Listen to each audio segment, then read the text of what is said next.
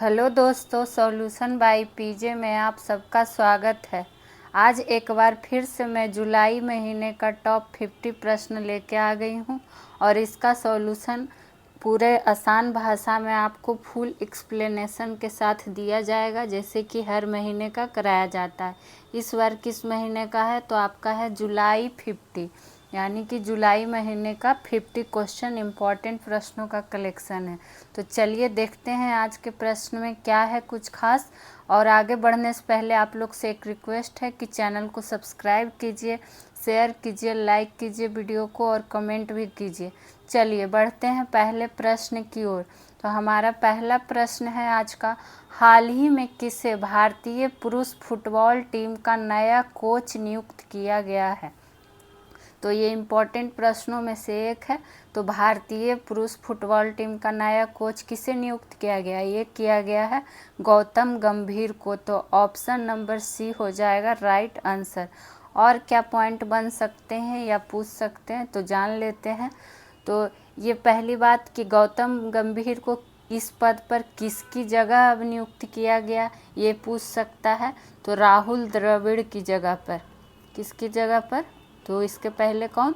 तो राहुल द्रविड़, ये नाम ध्यान में रख सकते हैं, जिन्होंने क्या किया था, टीम इंडिया को T20 विश्व कप 2024 जिताने के बाद क्या कर दिया था, इस पद को छोड़ दिया था राहुल द्रविड़ ने। उसके बाद किसको बनाया गया है? तो गौतम गंभीर को। और गौतम गंभीर को हेड कोच बनने की घोषणा किसके द्वारा की गई? तो BCCI सचिव कौन है? BCCI के सचिव कौन है? जय शाह। सचिव जय शाह के द्वारा घोषणा किया गया। जय शाह के द्वारा घोषणा किया गया। तो यहाँ पर ये 3 पॉइंट इम्पोर्टेंट थे जो बनता था। और चलिए, गौतम गंभीर कब तक कार्य करेंगे ये पद पर? तो 2027 तक। कब तक? तो 2027 तक क्या करेंगे? टीम इंडिया के मुख्य कोच के रूप में कार्य करेंगे। ठीक। और अगर गौतम गंभीर से संबंधित, तो गौतम गंभीर की मेंटरशिप में क्या क्या था? KKR ने IPL 2024 का खिताब जीता था। ये पॉइंट भी ध्यान में रख सकते हैं। ऐसे अभी फ़िलहाल जो इम्पोर्टेंट पॉइंट है वो आपको बता दिया गया। चलिए अब बढ़ते हैं दूसरे प्रश्न की ओर। और दूसरे प्रश्न में जानते हैं कि क्या है प्रश्न में कुछ खास। तो क्या है, UPSC के अध्यक्ष मनोज सोनी ने अपने पद से क्या कर दिया? इस्तीफा दे दिया। और ये न्यूज़ काफ़ी चर्चा में भी रहा। UPSC की स्थापना आपसे पूछ ले गई है। तो यहाँ तो करेंट भी हो गया और स्टैटिक की तरफ से भी हो गया। तो UPSC की जो स्थापना डेट है वो कब? तो 1926, 1 अक्टूबर 1926 को क्या हुआ था? इसका क्या हुआ था? स्थापना हुआ था। और अध्यक्ष जो मनोज सोनी है, उन्होंने फिलहाल इस पद से क्या कर दिया है? इस्तीफा दे दिया है। वही UPSC का अगर संस्थापक आपसे पूछ ले कि संस्थापक के रूप में कौन है, तो कौन है? यूनाइटेड किंगडम सरकार। यूनाइटेड किंगडम सरकार, ये चीज़ ध्यान रख सकते हैं। और इसका मुख्यालय कहाँ है? किसका मुख्यालय? तो UPSC का मुख्यालय तो कहाँ है? तो नई दिल्ली में। तो ये सब पॉइंट नोट करते जाइएगा। अब बढ़ते हैं तीसरे प्रश्न की ओर। हमारा तीसरा प्रश्न क्या हो गया? तीसरा प्रश्न है, दुनिया की पहली।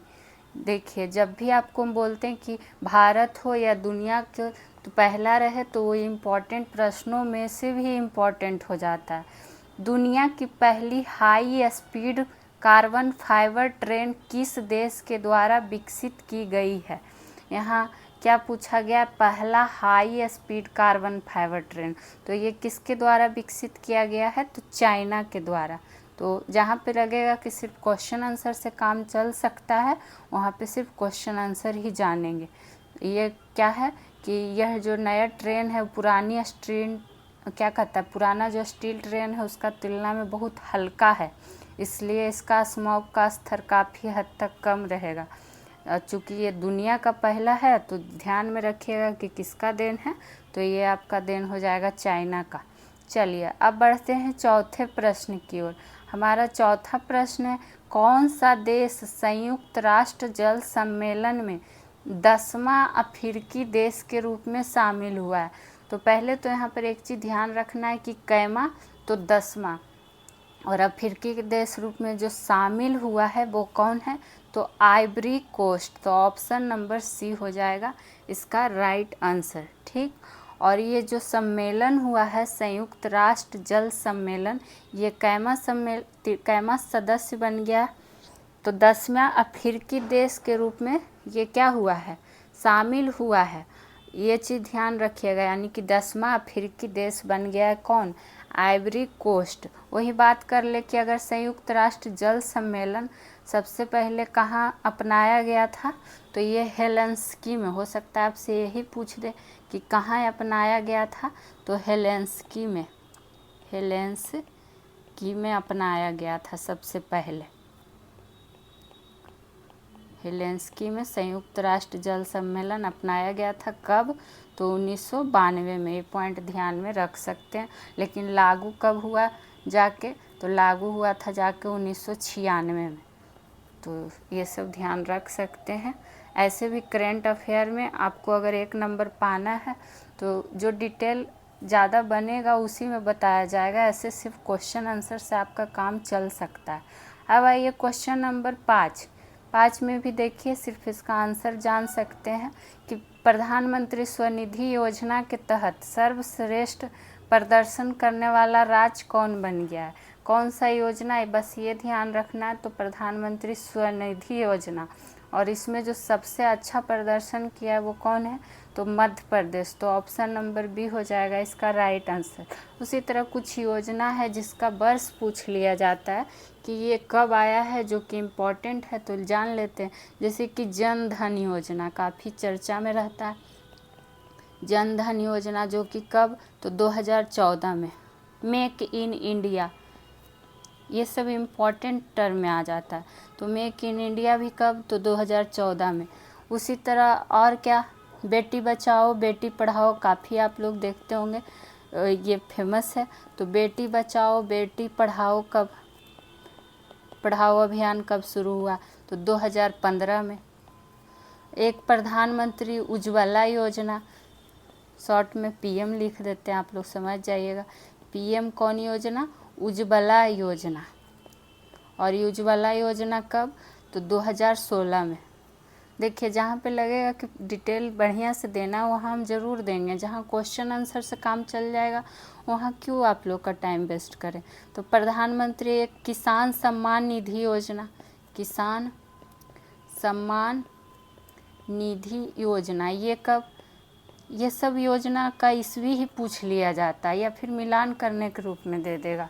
हो सकता है आपको स्टैटिक के रूप में दे दे, तो ध्यान रहेगा तब ना। तो पीएम किसान सम्मान निधि योजना कब हो जाएगा, 2019 में। अब आइए क्वेश्चन नंबर 6 देखते हैं क्या है।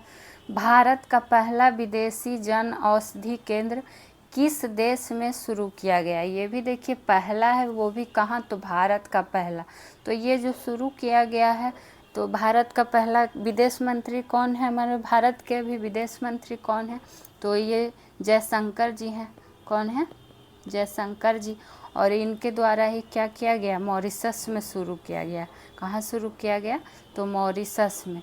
ये विदेश मंत्री जो भारत के एस जयशंकर हैं, इन्होंने किसके साथ, तो पीएम परमिंदर कुमार, किसके साथ, पीएम परमिंदर कुमार। कहाँ के पीएम हैं, परमिंदर कुमार जुगनाथ, परमिंदर कुमार जुगनाथ। ये मॉरिशस के प्रधानमंत्री, मॉरिशस के प्रधानमंत्री। और इन्हीं के साथ क्या किया, जन औषधि केंद्र का उद्घाटन किया।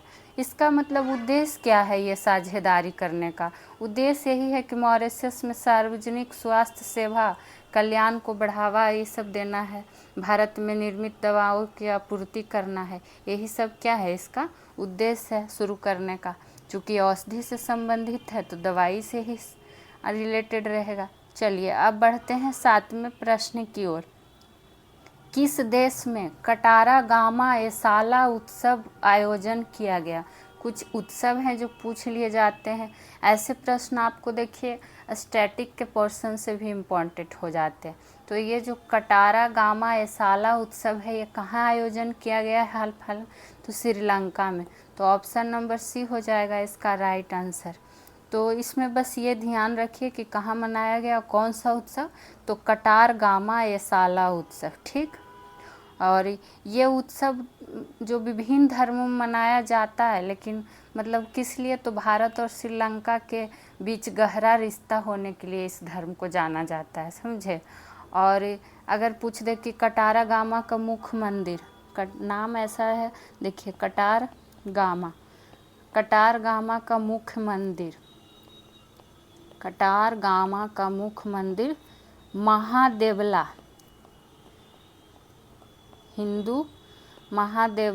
हिंदू युद्ध के देवता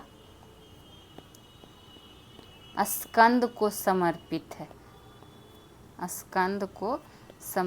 है। तो ये सब पॉइंट ध्यान में रख सकते हैं। ऐसे बस आप ये ध्यान रखिए कि उत्सव का आयोजन कहाँ किया जाता है। ठीक। अब बढ़ते हैं 8वें प्रश्न की ओर। 2024 विश्व धरोहर युवा पेशेवर फोरम का आयोजन किसके द्वारा किया जाएगा? तो ये आ गया है आपका। तो ये किसके द्वारा किया जाएगा? ये किया जा रहा है संस्कृति मंत्रालय के द्वारा। तो ऑप्शन नंबर ए हो जाएगा इसका राइट आंसर।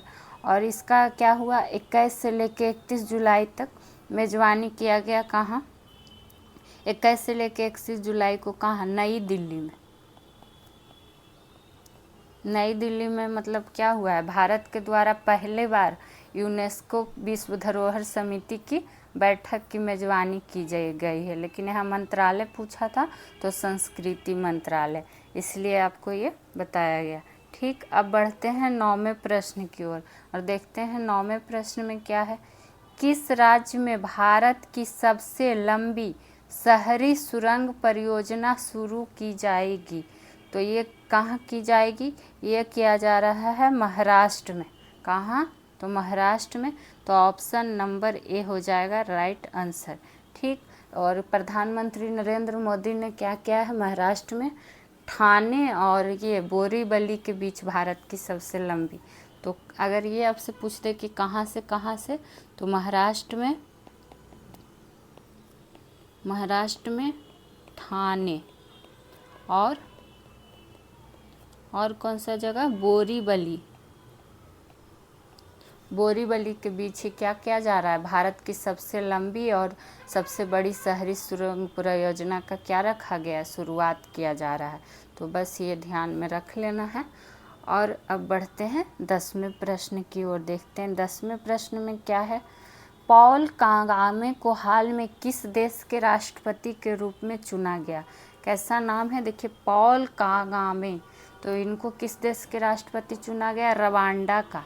ये लीजिए, ऑप्शन में कोंडा है, इसको कट कर लीजिएगा। रवांडा इसको कर लीजिएगा, रवांडा। क्या कीजिएगा, मिस्टेक हो जाता है टाइपिंग में।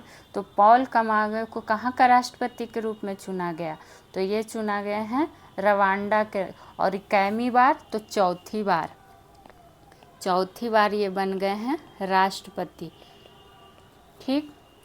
वो भी कब? 99% मतों के साथ इन्होंने क्या किया था? 2017 में भी इन्होंने 99% मतों के साथ जीत हासिल किया था। ठीक है, ये सब ध्यान रख सकते हैं। लेकिन ऐसे याद रखिए कि पॉल कागामे को कहाँ का राष्ट्रपति चौथी बार वो भी नियुक्त हुए हैं? तो ये हुए हैं कहाँ का? रवांडा का। ठीक। अब बढ़ते हैं 11वें प्रश्न की ओर।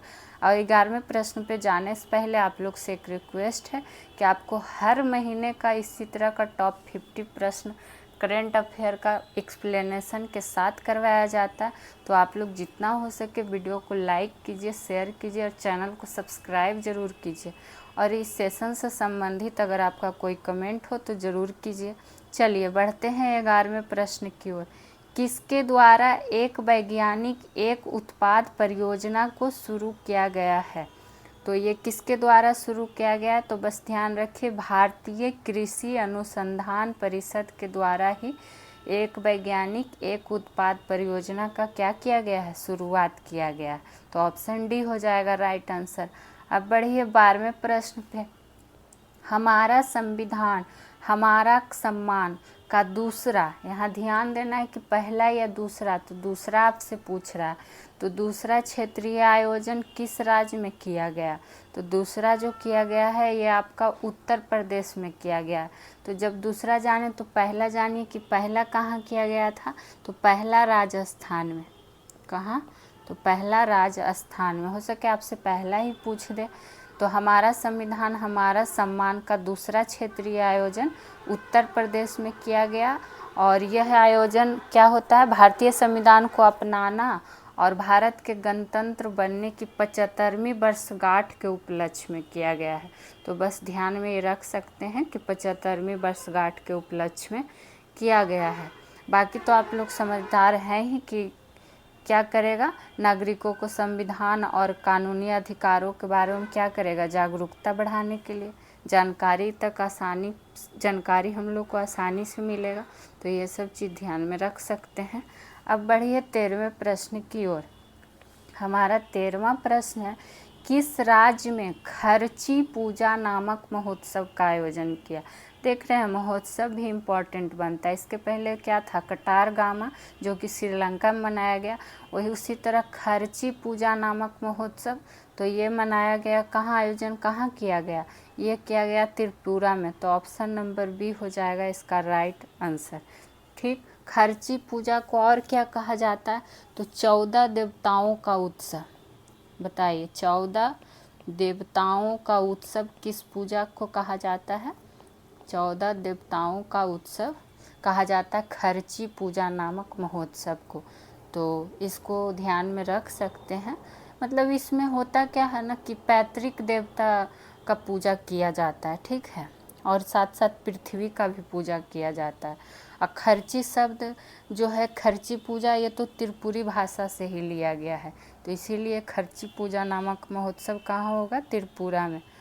चलिए और अब बढ़ते हैं 14वें प्रश्न की ओर। देखते हैं 14वें प्रश्न में क्या है। कौन सा शहर मांसाहारी भोजन पर प्रतिबंध लगाने वाला दुनिया का पहला शहर बन गया है। बताइए, दुनिया का पहला शहर बना है, वो भी किस मामले में, तो मांसाहारी भोजन पर प्रतिबंध लगा दिया गया। तो ये तो इम्पोर्टेंट बनता है। तो ये कौन सा है शहर, तो गुजरात का शहर है। कौन सा, तो पालीताना। कौन सा, पालीताना। तो ऑप्शन नंबर डी हो जाएगा राइट आंसर। तो इस फैसले के तहत क्या है कि पालीताना में अगर जानवर को मारना या फिर मांस बेचना या फिर खाना, ये सब गैर कानूनी अपराध की श्रेणी में आ जाएगा। तो इसलिए इसको क्या कर दिया गया, प्रतिबंध लगा दिया गया। ठीक, अब बढ़ते हैं 15वें प्रश्न की ओर। हाल ही में आयोजित कोपा अमेरिका 2024 चैंपियनशिप का खिताब किस टीम ने जीता है, ये आपसे पूछ लिया गया है। तो ये देखिए जुलाई 2024 का है और इम्पॉर्टेंट प्रश्नों में से एक है। तो ऐसे प्रश्न का ही कलेक्शन आपको यहाँ लाया जाता है। तो यहाँ कोपा अमेरिका 2024 का जो खिताब जीत लिया है, किस टीम ने जीत लिया है, तो ये जो आपका जीत लिया है किसने, अमेरिका में इसका आयोजन हुआ लेकिन जीता कौन, तो अर्जेंटीना। तो ऑप्शन नंबर बी हो जाएगा इसका राइट आंसर। वही बात करें कि ये कैमा संस्करण था कोपा अमेरिका का, तो 48वां। हो सके आपसे संस्करण ही पूछ ले। और इसका आयोजन हुआ कहाँ था, तो आयोजन जो हुआ था कहाँ हुआ था, अमेरिका में। और अर्जेंटीना का लगातार दूसरा बार ये अमेरिका चैम्पियनशिप है, कोपा अमेरिका चैम्पियनशिप। कैमा बार ये विजेता बना है, तो लगातार दूसरा बार। ठीक, तो ये सब ध्यान रख सकते हैं। अब चलिए बढ़ते हैं 16वें प्रश्न की ओर। हाँ, और आप लोग भी साथ ही साथ नोट डाउन करते चलिएगा ताकि आपको रिवीजन करने में आसानी हो। आपको खुद का नोट्स तैयार रहेगा तो आपको रिवीजन करने में आसान हो जाएगा। हाल में नेपाल के नए प्रधानमंत्री के कौन नियुक्त किए गए हैं, तो नेपाल के जो नए प्रधानमंत्री नियुक्त किए गए हैं उसके पहले कौन थे, तो पुष्प कुमार दहल, जिन्होंने क्या किया, अपना पद से इस्तीफा दे दिया। क्यों? तो संसद में विश्वास मत हासिल करने में क्या रहे थे, असफल हो गए थे, इसलिए पुष्प कुमार दहल ने क्या किया, प्रधानमंत्री पद से इस्तीफा दे दिया। और ये अब नया कौन बन गए, तो नया बन गए हैं केपी शर्मा ओली। तो ऑप्शन नंबर ए हो जाएगा राइट आंसर। और ये केपी मतलब क्या है नाम, केपी शर्मा ओली, जो कि चौथी बार नेपाल के प्रधानमंत्री के रूप में शपथ लिए। इसके पहले देखिए रवांडा के जो राष्ट्रपति बने वो क्या किए हैं, वो भी चौथा बार राष्ट्रपति बने हैं। और यहाँ आ गया नेपाल का नया प्रधानमंत्री जो केपी शर्मा ओली बने हैं, ये चौथी बार प्रधानमंत्री के रूप में शपथ लिए हैं। और यहाँ के राष्ट्रपति कौन है, नेपाल के राष्ट्रपति जिन्होंने इनको क्या किया, शपथ दिलाया, तो रामचंद्र पौडेल जी। राष्ट्रपति कौन है, तो रामचंद्र पौडेल जी। तो राष्ट्रपति जान गए, प्रधानमंत्री भी जान गए, इसके पहले कौन थे ये भी जान गए, और कैमी बार इन्होंने शपथ लिया ये भी जान गए। चलिए अब बढ़ते हैं 70वें प्रश्न की ओर। किस राज्य में मुख्यमंत्री मंगला पशु बीमा योजना शुरू की जाएगी, यानी कि अभी घोषणा हुई है, शुरू की जाएगी। तो किस राज्य में हुई है, कौन सा योजना, मुख्यमंत्री मंगला पशु बीमा योजना। ये जो हुआ है आपका राजस्थान में। कहाँ, तो राजस्थान में। तो ऑप्शन नंबर बी। तो सोच लीजिए अब पशु के लिए भी योजना लाया जा रहा है, तो बताइए कितना अच्छा चीज़ है। इस योजना के तहत होगा क्या कि जो भी दुधारू गाय भैंस है उसके लिए क्या किया जाएगा, 5-5 लाख रुपये का, यानी कि 5 लाख रुपये का क्या किया जाएगा, बीमा। यानी अब पशुओं के लिए भी क्या होगा, बीमा किया जाएगा। और ऊँट के लिए 1 लाख का बीमा होगा, सोच लीजिए। बाकी सब के लिए जो गाय भैंस है इसके लिए 5-5 लाख रुपये का बीमा किया जाएगा। भेड़ का भी होगा, बकरी का भी होगा, ये सब का भी बीमा होगा। और इन लोगों के तहत मतलब क्या होगा, 5-5 लाख रुपये का बीमा किया जाएगा। बस ये ध्यान रख सकते हैं। और ये योजना हुआ कहाँ है, शुरू कहाँ किया जाएगा, तो राजस्थान में। अब आइए प्रश्न नंबर 18 पे। 18 में क्या है, किसने दुनिया की पहली मिस AI का खिताब जीत लिया है। यानी देखिए दुनिया की पहली है तो इम्पोर्टेंट तो बनता ही है। और किसने जीत लिया है, तो केंजा लेली ने। नाम भी अजीब है पर क्या कर सकते हैं, आप लोग को ध्यान में रख सकते हैं, केंजा लेली। और ये हैं कहाँ की, तो मोरक्को की, मोरक्को का। ठीक, मिस AI का खिताब जीता है। किसका, मिस AI।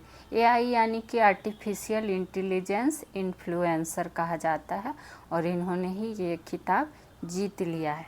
ठीक, उसी तरह 1-2 नाम और ध्यान में अगर रख सकते हैं तो रख लीजिएगा, नोट डाउन करके भी लिख सकते हैं कि 71वीं मिस वर्ल्ड का खिताब किसने जीता है। मिस वर्ल्ड का, चूँकि ये एग्ज़ाम में आ भी चुका है क्वेश्चन, तो आगे भी किसी में पूछने की संभावना है। तो ये क्रिस्टीना प्लिस्कोवा। नाम इतना अजीब अजीब रहता है, और देखिए कितना अच्छा अच्छा महारत हासिल ये लोग कर लेते हैं। उसी तरह क्या कहता है, मिस वर्ल्ड प्राइड। कौन सा, मिस वर्ल्ड प्राइड। प्राइड बताइए, मिस वर्ल्ड भी तो प्राइड तो होगा ही, यानी गर्व तो होगा ही। ये कौन है, तो हैदराबाद की निथानिया एट। नाम देखिए सबका आपको कुछ यूनिक लगेगा, और काम भी सबका कितना अच्छा यूनिक वाला ही है। तो कुछ कुछ नाम पे भी निर्भर करता है। ऐसी बात नहीं है कि नाम अच्छा रहेगा या फिर नाम यूनिक रहेगा, मतलब कुछ कुछ रेयर केस में देखा जाता है। तो चलिए 19 नंबर पर बढ़ते हैं। किस दिन अंतर्राष्ट्रीय चंद्रमा दिवस मनाया गया और मनाया जाता है, तो ये मनाया जाता है 20 जुलाई को। ठीक, तो ऑप्शन नंबर बी हो जाएगा राइट आंसर। यह दिन किस लिए मनाया जाता है कि तो चंद्रमा की सतह पर पहली बार मानव के उतरने की वर्षगांठ के लिए मनाया जाता है। ठीक, तो ये ध्यान में रख सकते हैं। और जो नील आर्मस्ट्रॉन्ग थे वो क्या थे, अपोलो 11 मिशन के तहत चंद्रमा पर कदम रखने वाले पहले व्यक्ति थे।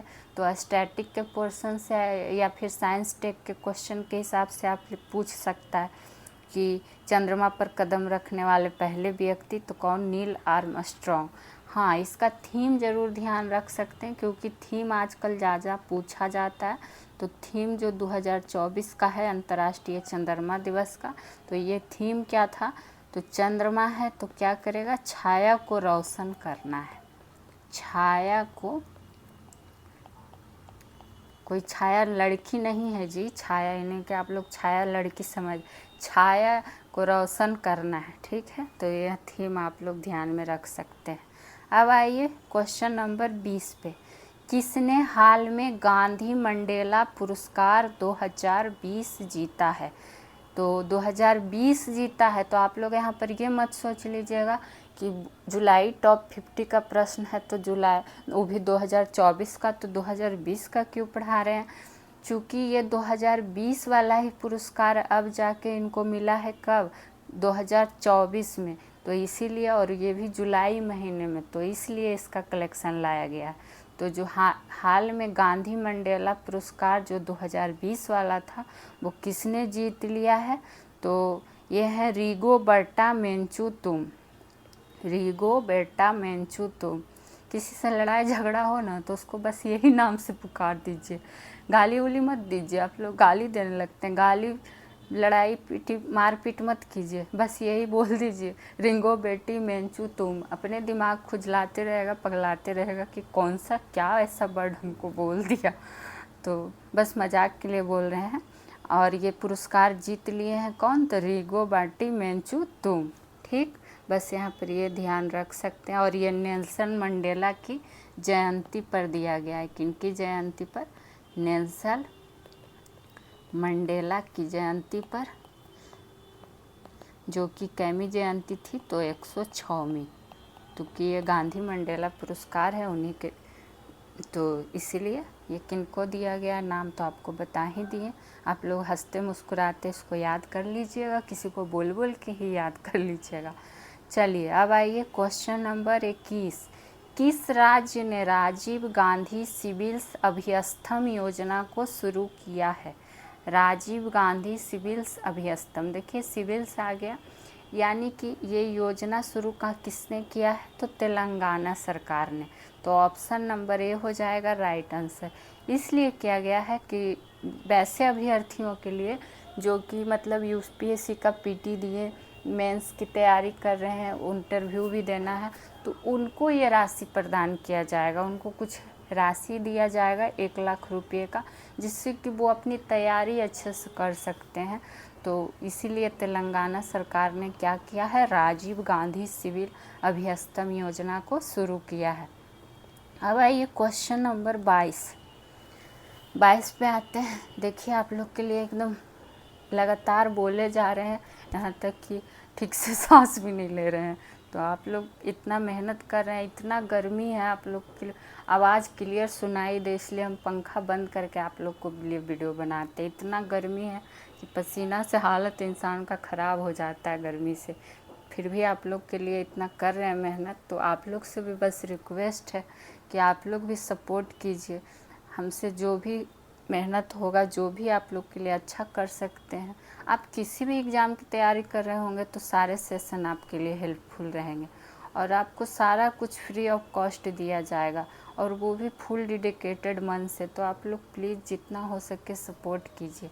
अब आइए क्वेश्चन 22 पर, पाई सन्निकटन दिवस हर साल कब मनाया जाता है। पाई तो जानते ही हैं कि पाई का मान कितना होता है, मैथ में आप लोग पढ़ते हैं ना जी। तो पाई का मान कितना होता है, 22/7। तो ये पाई सन्निकटन ही दिवस ही यही पूछ रहा है, तो 22, तो ऐसे ध्यान रख सकते हैं कि पाई का मान 22/7। तो ये मनाया भी कब जाता है, तो 22 जुलाई को मनाया जाता है दुनिया भर में पाई सन्निकटन दिवस। सन्निकटन नहीं भी रहेगा तो सिर्फ पाई दिवस भी रह सकता है। तो ये नहीं कि खोज लगी कि सन्निकटन दिवस कहाँ है, तो पाई दिवस हो गया 22 जुलाई को, चूँकि मान भी 22/7 और इसलिए 22 पाई को 22/7 क्यों लिखा जाता है, क्योंकि यह तो 22 जुलाई को मनाया ही जाता है और प्लस जुलाई कैवा महीना पड़ता है, तो 7वां महीना, तो इसीलिए 22/7। देखिए क्या लॉजिक है। तो बस ये आपको बता दिए कि 22 और 7वां महीना जुलाई को दर्शाता है, इसलिए 22 जुलाई को मनाया जाता है। क्या? तो पाई सन्निकटन दिवस। चलिए अब बढ़ते हैं 23वें प्रश्न की ओर। एशियाई स्क्वैश चैम्पियनशिप 2024 का आयोजन कहाँ किया गया? कुछ ही चैम्पियनशिप हैं जो इम्पोर्टेंट बनते हैं। इसके पहले क्या था? कोपा अमेरिका वाला 2024 वाला। अभी देखिए क्या है, एशियाई स्क्वैश चैम्पियनशिप, और इसका आयोजन कहाँ किया गया है ये आपसे पूछ लिया गया, तो मलेशिया में किया गया है। तो ऑप्शन नंबर डी हो जाएगा राइट आंसर। और जो इसका खिताब जीते हैं ना, वो भारतीय टीम ही जीते हैं। पुरुष युगल और मिश्रित युगल खिताब कौन जीता है? भारतीय टीम ही जीते हैं। ठीक, तो क्या कहता है, और खिताब अगर नाम पूछ दे कि कौन कौन, तो नाम में कौन है? मिश्रित युगल फाइनल में, मिश्रित युगल फाइनल में नाम है अभय सिंह। और क्या? जोसन चिनप्पा ये नाम है, और भारतीय जोड़ी है। क्या है? भारतीय जोड़ी है, और ये खिताब को क्या कर लिए हैं? जीत लिए हैं। कहाँ? जो एशियाई स्क्वैश चैम्पियनशिप, जो इसका आयोजन कहाँ किया गया? तो मलेशिया के जोहोर में किया गया है। तो डायरेक्ट मलेशिया ध्यान रखिए। अब आइए क्वेश्चन नंबर 24। इसरो किस वर्ष तक अंतरिक्ष स्टेशन को तैयार करने की योजना बना रहा है? तो ये योजना बना रहा है 2030 तक। कौन? तो इसरो अंतरिक्ष स्टेशन को तैयार करने का योजना बना रहा है। वही बात कर ले कि इसरो का अगर आपसे स्थापना पूछ दे तो क्या स्थापना वर्ष क्या है? तो स्थापना वर्ष क्या है? 1969, 15 अगस्त 1969। और इसरो का मुख्यालय पूछ दे तो इसरो का मुख्यालय कहाँ है? बेंगलुरु। चूँकि इसरो हमेशा चर्चा में रहता है, इसलिए इसके बारे में जानना ज़रूरी है। इसरो के अध्यक्ष कौन है? तो अध्यक्ष कौन है? एस सोमनाथ जी। और इसरो का संस्थापक की बात कर ले कि संस्थापक कौन? तो संस्थापक विक्रम साराभाई। ठीक, चलिए ये हो गया इसरो से संबंधित। अब आइए क्वेश्चन नंबर 25। कौन सा देश कोलंबो सुरक्षा सम्मेलन में 5वें पूर्ण सदस्य के रूप में शामिल हुआ है? तो पहला तो किसमें? कोलंबो सुरक्षा सम्मेलन में। और कैमा? तो 5वां। ऐसे ही प्रश्न पढ़ा कीजिए, कौन सा, कैमा, कहाँ, सारा सब्जेक्ट में हम आपको ये चीज़ बोलते हैं। और कौन सा देश ये आपसे पूछा गया? तो बांग्लादेश। तो ऑप्शन नंबर ये है, जो कि बांग्लादेश क्या हो गया है? कोलंबो सुरक्षा सम्मेलन में 5वां पूर्ण सदस्य के रूप में शामिल हो गया है। ये नंबर ज़रूर ध्यान रखिएगा। ठीक, वही बात कर ले कि बांग्लादेश की राजधानी क्या है? तो ये तो पता होगा भाई आप लोग को कि बांग्लादेश की राजधानी ढाका। और अगर बात करें मुद्रा, तो ढाका, अब आइए टका, तो बांग्लादेशी टका। देखिए ढाका टका ऐसे करके ध्यान रह जाएगा बांग्लादेश का। और पीएम की बात कर लें कि बांग्लादेश की पीएम कौन? तो शेख हसीना। ठीक, चलिए अब आइए 25 कंप्लीट हुए क्वेश्चन पूरे। अभी 25 क्वेश्चन और हैं, तो बस जुड़े रहना है। आप लोग को पूरा वीडियो ज़रूर देखना है। आप किसी भी एग्ज़ाम की तैयारी कर रहे होंगे तो करेंट अफेयर तो पूछता ही है, तो इसलिए पढ़ना ज़रूरी है। वो भी आपको हर महीने का टॉप 50 प्रश्नों का कलेक्शन लाया जाता है, ऊपर से उसका एक्सप्लेनेशन भी दिया जाता है। तो इसलिए ज़रूर से ज़रूर इस चैनल को शेयर कीजिए, सब्सक्राइब कीजिए, लाइक कीजिए। अब आइए क्वेश्चन नंबर 26। हाल ही में यूनेस्को द्वारा बायोस्फीयर रिजर्व मंजूरी देने की घोषणा की गई है। मतलब सीधा सीधे पूछ लिया गया है कि कितना को? तो ये 11 नए बायोस्फीयर रिजर्व के नामांकन को क्या किया गया है? मंजूरी दे दिया गया है। कै गो? तो 11 गो। और यूनेस्को की इस घोषणा के बाद बात करें कि बायोस्फीयर रिजर्व के विश्व नेटवर्क में साइटों की कुल संख्या कितनी हो गई है, तो 759, जो कि दुनिया भर के 136 देश में फैला हुआ है। फिलहाल बस ये ध्यान में रखिए कि 11 है जिसको मंजूरी मिल गया है। चलिए अब बढ़ते हैं 27वें प्रश्न की ओर। कौन भारत की पहली ट्रांस वोमेन सब इंस्पेक्टर बन गई है? भारत की पहली बनी है, वो भी ट्रांस वोमेन, तो इसलिए ये और इम्पोर्टेंट बनेगा। तो ये जो बनी है मानवी मधु कश्यप, तो ऑप्शन नंबर ए हो जाएगा राइट आंसर। और ये बिहार राज्य से संबंधित प्रश्न भी हो जाता है, चूँकि ये बिहार की ही हैं, भागलपुर की। बिहार से कहाँ की हैं? तो भागलपुर की रहने वाली हैं, ठीक। और ये भारत और बिहार की पहली ट्रांसजेंडर दरोगा बनी है, सोच लीजिए। तो ये कितना इम्पोर्टेंट बनता है हमारे लिए परीक्षा में, तो इसलिए इसको ध्यान में रख लीजिएगा। ये तो पढ़ लिख के दरोगा बन गई। देखिए अब इनसे हम लोग क्या आ रहा है, प्रश्न आ रहा है, तो आप लोग भी पढ़िए। चलिए अब बढ़ते हैं 28वें प्रश्न की ओर। किस दिन विश्व जनसंख्या दिवस मनाया जाता है? तो ये तो आप लोग को पता ही होगा, लड्डू क्वेश्चन आ गया आप लोग के लिए, लेकिन ये जुलाई का क्वेश्चन है इसलिए आपको डाला गया। तो 11 जुलाई को मनाया जाता है। वही 1 जुलाई को क्या मनाया जाता है? तो 1 जुलाई को आप लोग को पता है डॉक्टर्स दिवस मनाया जाता है, डॉक्टर्स दिवस। और 26 जुलाई को भी पता है कि कारगिल विजय दिवस मनाया जाता है। और ये सारे दिवस का इम्पोर्टेंट डेट है, तो ध्यान में रखना है। चलिए अब आइए 29वें प्रश्न की ओर। 29वें प्रश्न में देखिए कि आपसे पूछ लिया गया कि नीति आयोग द्वारा हालिया जारी रिपोर्ट किसके द्वारा SDG इंडिया इंडेक्स 2023-24 के संदर्भ में सत्य कथन पूछ रहा है, यानी कि कौन सा कथन सही है। तो पहले देखेंगे कि कौन सा गलत कथन क्या है, गलत है, तब ना सही वाला को पहचानेंगे। तो जो SDG इंडिया इंडेक्स 2023-24 के बारे में कथन है वो किसके द्वारा जारी किया गया? तो नीति आयोग के द्वारा। इसमें पहला कथन है बिहार शीर्ष पर है, तो ये तो गलत हो गया, तो ये तो अवसर होगा नहीं। उसी तरह दिल्ली शीर्ष पर है, ये भी गलत है। गोवा शीर्ष पर है, ये भी गलत है। और ऑप्शन डी है बिहार सबसे अंतिम पर है, तो ये सही हो जाएगा। तो ये ही कथन क्या हो जाएगा? सही हो जाएगा।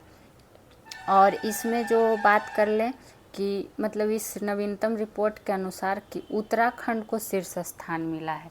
अगर शीर्ष स्थान पर पूछ ले कि सबसे पहले कौन है, तो उत्तराखंड है, ना कि दिल्ली, न बिहार, न गोवा, कोई नहीं। बिहार तो सबसे अंतिम पर है, तो इसीलिए ये कथन यहाँ पर क्या हो गया? सही हो गया। चलिए अब बढ़ते हैं 30वें प्रश्न की ओर। बिहार सरकार ने राज्य के सरकारी स्कूलों में शिक्षकों की हाजिरी दर्ज कराने के लिए कौन सा मोबाइल ऐप लॉन्च किया है? बताइए। अब हाजिरी दर्ज कराना यानी अटेंडेंस, तो इसके लिए मोबाइल ऐप लॉन्च हो गया, और वो भी कौन सा? तो ई शिक्षा कोश। कौन सा कोश? तो ई शिक्षा कोश। तो बस इसका ये ऐप का नाम ध्यान में रखिए, और कुछ इससे खास इम्पोर्टेंट बनता नहीं है। चलिए अब बढ़ते हैं 31वें प्रश्न की ओर। टाटा पावर ने किस राज्य में घर घर सोलर नामक पहल शुरू किया है? किसने?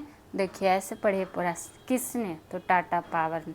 किस राज्य में और कौन सा पहल या कौन सा योजना? तो देखिए ये किसने, टाटा पावर ने किस राज्य में शुरू किया है? घर घर सोलर नामक पहल यूपी में। तो ऑप्शन नंबर ए हो जाएगा राइट आंसर, ठीक।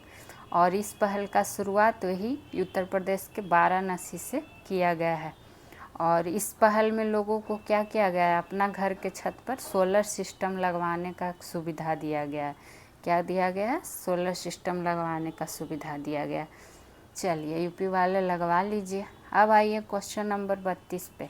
हाँ, और आप टेलीग्राम ग्रुप ज्वाइन कर लीजिएगा, वहाँ पे आपको इसका PDF भी प्रोवाइड किया जाता है। जो भी सेशन कराया जाता है, चाहे वो रेगुलर हो या करंट अफेयर का टॉप 50 हो, सारे का PDF आपको वहाँ पे प्रोवाइड किया जाता है। पेरिस ओलंपिक में किसे भारत की महिला ध्वजवाहक के रूप में चुना गया है? देखिए अभी पेरिस ओलंपिक पूरा चल रहा है, चर्चा में चूँकि ये हो रहा है, तो इससे संबंधित अभी आगे और भी बहुत सारे प्रश्न आपको बनेंगे, तो अगस्त महीने में भी आपको इससे क्वेश्चन देखने को मिलेंगे। बाकी अभी फ़िलहाल क्या है कि भारत की महिला ध्वजवाहक के रूप में किसको चुन लिया गया है पेरिस ओलंपिक में, तो ये चुन लिया गया है पीवी सिंधु जी को। तो ऑप्शन नंबर बी हो जाएगा राइट आंसर। ठीक, तो पीवी सिंधु आपको पता है कि बैडमिंटन विश्व चैम्पियन बनने वाली पहली और एकमात्र भारतीय हैं, तो इसलिए ये इम्पोर्टेंट होता है। उनके अलावा मतलब अचंता शरत कमल भी ध्वजवाहक होंगे, लेकिन भारत की महिला ध्वजवाहक के रूप में पेरिस ओलंपिक में किसको चुन लिया गया है, तो पीवी सिंधु जी को। अब आइए क्वेश्चन नंबर 33, मालाबार युद्ध अभ्यास। कौन सा युद्ध अभ्यास? मालाबार युद्ध अभ्यास संस्करण 28वां संस्करण का मेजबानी किस देश के द्वारा किया जाएगा? पहला तो कौन सा युद्ध अभ्यास? तो मालाबार युद्ध अभ्यास। कैमा संस्करण? तो 28वां संस्करण। और किसके द्वारा मेजबानी किया जाएगा? तो भारत के द्वारा। कब होगा? तो अक्टूबर में। तो ये 28वां संस्करण है और भारत के द्वारा ये मेजबानी किया जाएगा अक्टूबर में। तो बस ये चीज़ यहाँ पर ध्यान में रख सकते हैं। चलिए अब बढ़ते हैं 34वें प्रश्न की ओर। किसे भारतीय क्रिकेट टीम के नए मुख्य कोच? अच्छा, ये क्वेश्चन देखिए दोबारा टाइप हो गया है, तो कोई बात नहीं, तो पहला क्वेश्चन ही हमारा है जो 34 नंबर में आ गया है और इसका आंसर आपको हम बता भी चुके हैं फुल डिटेल्स के साथ कि गौतम गंभीर जी को बनाया गया है। तो इस पे ज़्यादा टाइम नहीं देना है। बढ़िए 35वें प्रश्न की ओर। पीएम नरेंद्र मोदी को हाल ही में किस देश के सर्वोच्च पुरस्कार से सम्मानित किया गया? तो आप लोग न्यूज़ में देखे होंगे चर्चा में कि रूस के पे गए हुए थे, रूस की यात्रा पे, और रूस के राष्ट्रपति ने ही क्या किया, इनको ये सम्मान दिया। तो ऑप्शन सी हो जाएगा राइट आंसर। और रूस के राष्ट्रपति कौन है? तो व्लादिमीर पुतिन, जिसने क्या किया, पीएम मोदी को यह सम्मान दिया। और उस सर्वोच्च सम्मान या पुरस्कार का नाम क्या है? तो order of Saint Andrew, Hindi में ही लिख देते हैं, एंड्रयू एपोस्टल। ये किसका नाम है? सर्वोच्च पुरस्कार का नाम है, रूस का सर्वोच्च पुरस्कार जो कि नरेंद्र मोदी को दिया गया है। ठीक, अब आइए क्वेश्चन नंबर 36। किस राज्य में बेरोजगार युवाओं के लिए लाडला भाई योजना को शुरू किया गया है?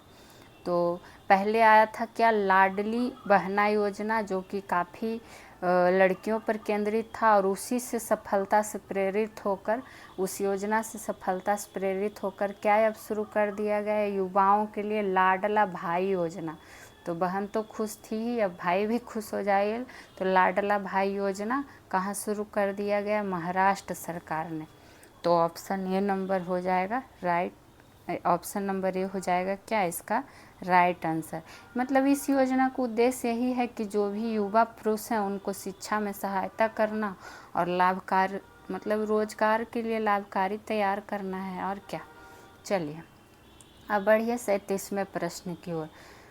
विंग्स टू आवर होप्स, इसको हिंदी में भी लिखते तो ऐसे ही लिखते, इसलिए इंग्लिश में ही लिख दिए। विंग्स टू आवर होप्स नामक किताब किन से संबंधित है? तो ये है जो किताब जो कि लॉन्च किया जा चुका है। कब? तो 18 जुलाई 2024 को ही Wings to our Hopes volume 1। और ये किससे संबंधित है? तो द्रौपदी मुर्मू, जो कि भारत की वर्तमान राष्ट्रपति हैं, और इन्हीं से संबंधित है ये book wings to our hopes. और यह किताब जो है हिंदी और इंग्लिश दोनों माध्यम में उपलब्ध कराया गया है।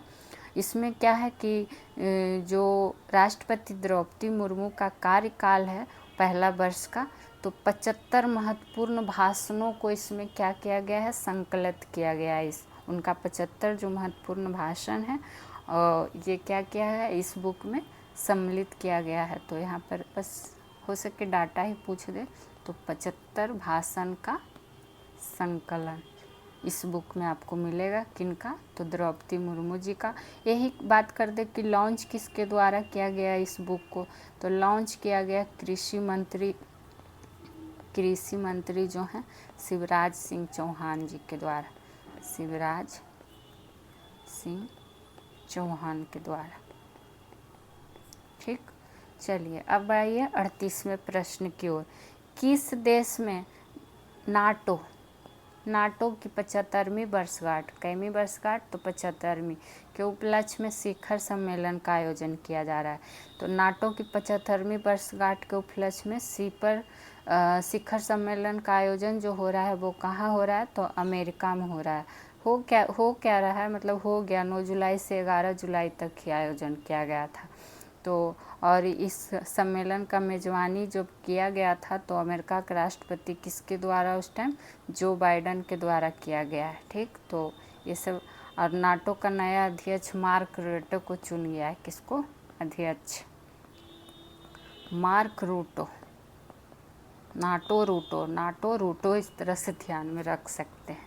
चलिए 38 प्रश्न हो गए। अब बढ़ते हैं 39वें प्रश्न की ओर। नीति आयोग द्वारा जारी किए गए एस्टीज इंडिया इंडेक्स 2023-24 में किस राज्य को पहला स्थान दिया?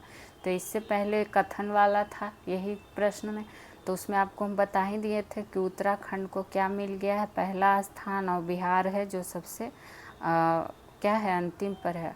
और उत्तराखंड के साथ साथ केरल को भी पहला स्थान प्राप्त हुआ है, लेकिन ऑप्शन यहाँ पर सिर्फ एक ही चुनना था, तो क्या हो जाएगा, उत्तराखंड।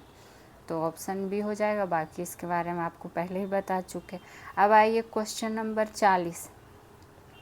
संयुक्त राष्ट्र रिपोर्ट के अनुसार किस दशक भारत की जनसंख्या 1.7 बिलियन तक होगी? बाप रे, देख लीजिए भारत का जनसंख्या में प्रोग्रेस पूरा हो रहा है। तो ये रिपोर्ट किसके अनुसार, तो संयुक्त राष्ट्र रिपोर्ट के अनुसार।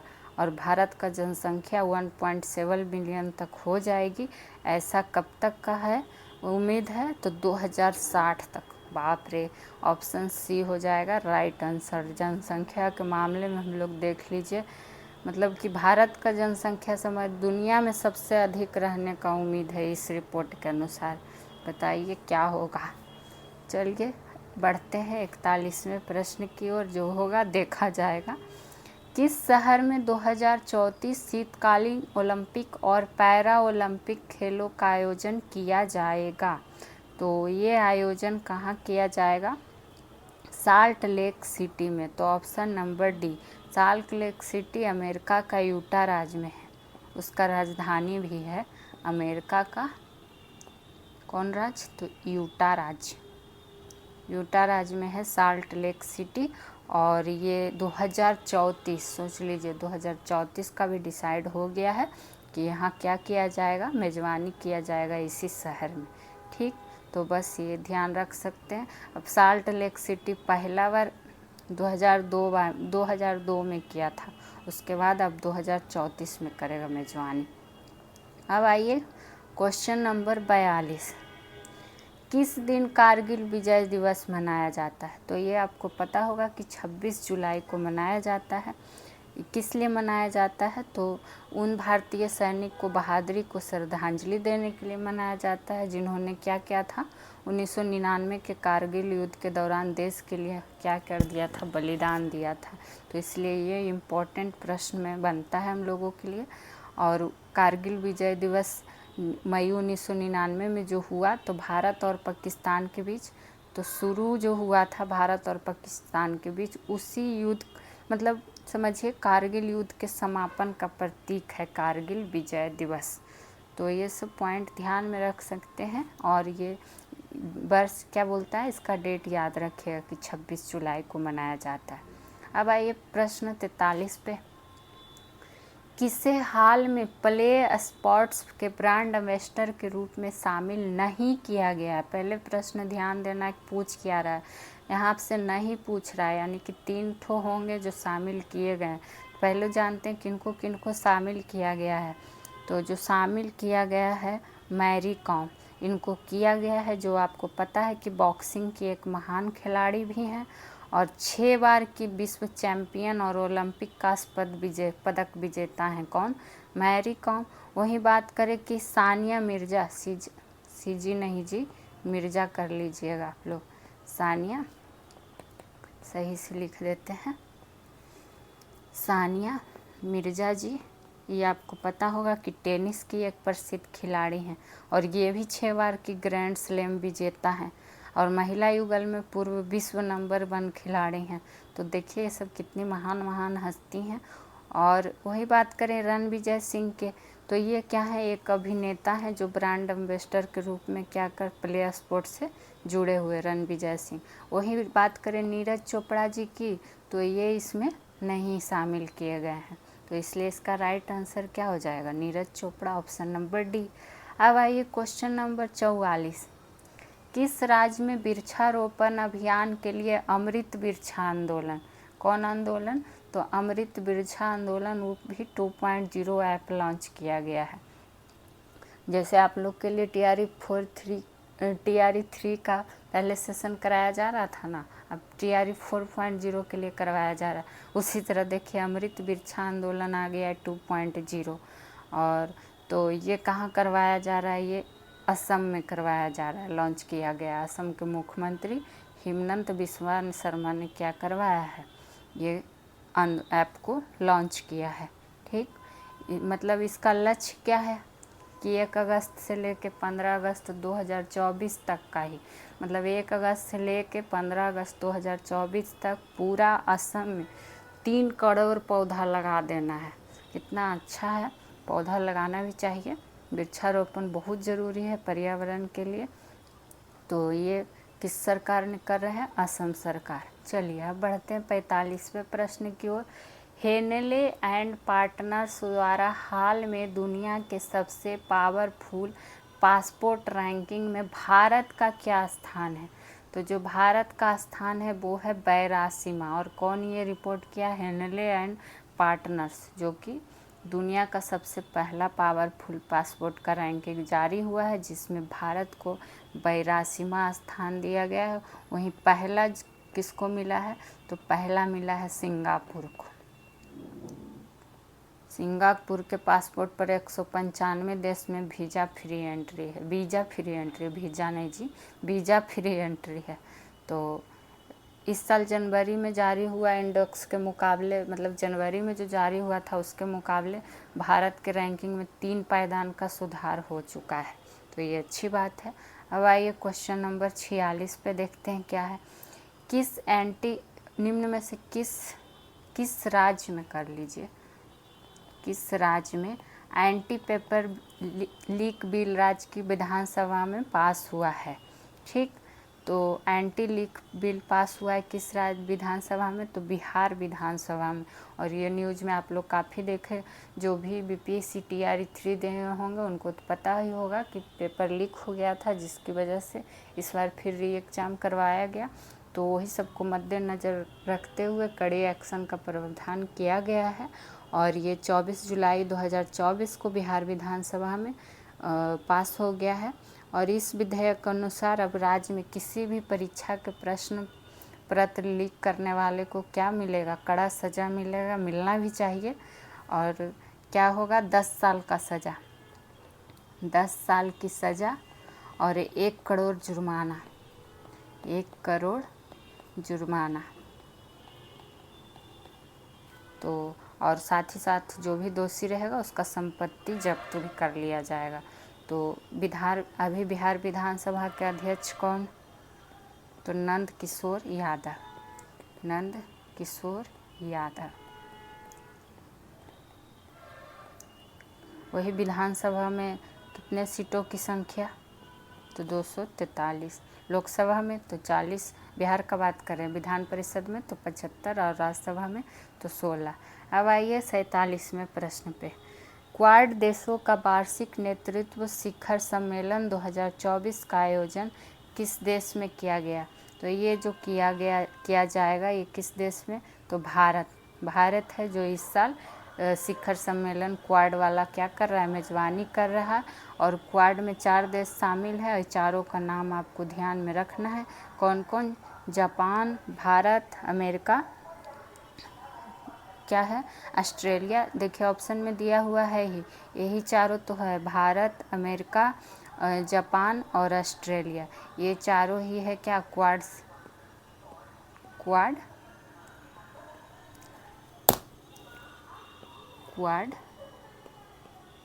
देश, क्वाड में शामिल देश है कौन, भारत, अमेरिका, ऑस्ट्रेलिया, जापान, ये ज़रूर ध्यान में रख लीजिएगा। और इसका आयोजन 2024 वाला कौन कर रहा है? तो हमारा प्यारा प्यारा भारत कर रहा है। अब आइए क्वेश्चन नंबर 48 पे देखते हैं क्या है। राष्ट्रपति भवन के दरबार हॉल का नाम बदलकर क्या रखा गया है? तो पहले तो किसका? दरबार हॉल का पूछा गया, तो इसका नाम जो बदल कर दिया गया है गणतंत्र मंडप। और एक का नाम इसके साथ ही क्या, एक अशोक हॉल, और इसका भी नाम बदल कर क्या कर दिया गया है? अशोक मंडप। तो अशोक हॉल का पूछेगा तो अशोक मंडप, दरबार हॉल का पूछेगा तो गणतंत्र मंडप। ठीक, तो ये ध्यान रख सकते हैं। अब बढ़िए 49वें प्रश्न की ओर। असम के नए राज्यपाल कौन चुने गए हैं? तो ये तो लेटेस्ट न्यूज़ है, आपको पता ही है कि 9 राज्यपालों की नियुक्ति हुई है। 9 के राज्यपाल बदल चुके हैं। तो जान लेते हैं कि जो असम के नए राज्यपाल चुने गए हैं वो कौन है? तो लक्ष्मण प्रसाद आचार्य जी हैं, और ऑप्शन नंबर डी हो जाएगा राइट आंसर। उसी तरह अगर बात कर लें कि जो ये क्या बने हैं, CH विजय शंकर, तो CH विजय शंकर जो बने हैं कहाँ के? ये लीजिए ऑप्शन ए में मेघालय भी दिया हुआ है, तो ये मेघालय के नए राज्यपाल नियुक्त हुए हैं।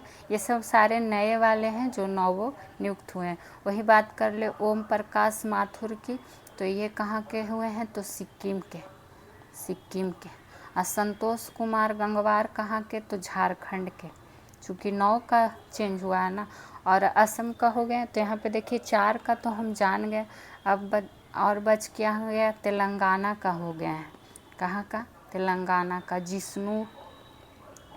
जिष्णु देव वर्मा। छत्तीसगढ़ का हुआ है रमन डेका। ये सब नई नियुक्ति है, रमन डेका। और क्या? महाराष्ट्र का हो गए हैं तो CP राधाकृष्णन। आप लोग को पूरा कोशिश करते हैं कि जो भी जानकारी इससे बनती है आप लोग को दिया जाए, किसी भी तरह का कोई कोताही न है। आपको अच्छे से एकदम बताया जाता है ताकि आपका एग्ज़ाम में हेल्प हो। 1 नंबर आपको मिले ही मिले अच्छे से। मतलब 1 नंबर का मतलब ये नहीं कि 1 ही नंबर 1 लाइनर प्रश्न के लिए बोल रहे हैं। वही बात करेगा कि पंजाब का कौन बन गए हैं? तो गुलाब चंद कटारिया जी, जो कि पहले कहाँ के थे? असम का। देखिए मेरा बोलते बोलते अब गला भी बैठ रहा है। अब वो गुलाब चंद कटारिया। तो ये 9 का आपको बता दिए, सिक्किम, झारखंड, तेलंगाना, छत्तीसगढ़, महाराष्ट्र, पंजाब और बाकी मेघालय। आपको सबको 9 को बता दिए कि कौन कहाँ का नया राज्यपाल नियुक्त हुए हैं। तो इसको ध्यान में रखिएगा और आप लोग नोट डाउन करते चलिएगा। अब आइए आज का लास्ट प्रश्न है हमारा 50वां प्रश्न। देखिए पेरिस से संबंधित ओलंपिक खेल वाला फिर एक प्रश्न आ गया। इसके पहले भी आया था और अभी आगे भी अगस्त में आपको देखने के लिए मिलेगा। जब ये समाप्त होगा तो किसको कितना गोल्ड, ये सब कुछ आपको पदक का हिसाब सब कुछ आपको क्वेश्चन कराया जाएगा। तो पेरिस में आयोजित हो रही ओलंपिक खेलों में बिहार के कितने खिलाड़ी भाग लिए हैं, ये आपसे प्रश्न है। तो बिहार के मात्र 1 खिलाड़ी भाग लिए, केवल 1। वो भी कौन, उनका नाम पूछ सकता है। तो जो नाम है एथलीट श्रेयसी सिंह। क्या है? एथलीट श्रेयसी सिंह शूटिंग के खिलाड़ी हैं। तो पेरिस में यही हैं जो बिहार से एकमात्र खिलाड़ी भाग ली हैं। ये भी बहुत बड़ी गर्व की बात है। तो श्रेयसी सिंह जो कि कहाँ से बिलोंग करती हैं? तो बिहार के जमुई से बीजेपी की विधायक है। ये मतलब कि ये क्या है? बिहार के जमुई से बीजेपी विधायक हैं, ये ध्यान रख सकते हैं। कौन? तो श्रेयसी सिंह। और ये ओलंपिक में भाग ली हैं। तो इस तरह से, जबकि भारत ने 117 खिलाड़ी का दल भेजा है। अगर वही बात करेगा कि भारत ने कितने खिलाड़ी का दल भेजा है, तो 117 खिलाड़ी का। तो आज के लिए जुलाई करेंट अफेयर टॉप 50 प्रश्न यहीं पे समाप्त होता है। इसके बाद आपको अगस्त महीने का भी टॉप 50 प्रश्न करवाया जाएगा। और बाकी आप लोग जो भी सारे सब्जेक्ट का रेगुलर सेशन चल रहा है तो आप लोग उसको क्या कीजिए, आप लोग से रिक्वेस्ट है कि जितना हो सके चैनल को सब्सक्राइब कीजिए, शेयर कीजिए, लाइक कीजिए। आपके लिए काफ़ी हेल्पफुल रहने वाला है। तो चलिए मिलते हैं नेक्स्ट सेशन में किसी और विषय का लेके। तब तक खुश रहिए, मस्त रहिए, पढ़ाई मन से कीजिए। Thank you.